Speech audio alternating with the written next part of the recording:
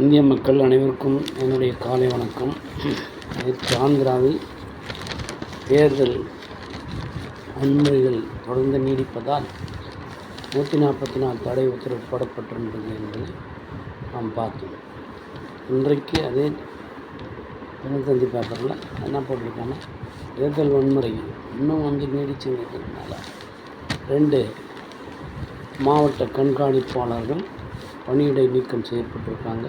அதேபோல் ஒரு மாவட்ட ஆட்சியரை இடமாற்றம் செய்திருக்காங்கன்னு தேர்தல் கமிஷன் சொல்லியிருக்காங்க. தேர்தல் கமிஷன் உத்தரவின் பேரில் தான் இது நடந்தது. இது உண்மையிலே பெரிய விஷயத்தை காட்டுற மாதிரி. ஏன்னா நார்மலாக ஏதாவது ஒன்று போலீஸ் துறை கேள்விப்பட்டிருக்கோம். கலெக்டருங்களை அவ்வளோ சீக்கிரத்தில் இது பண்ண மாட்டாங்க.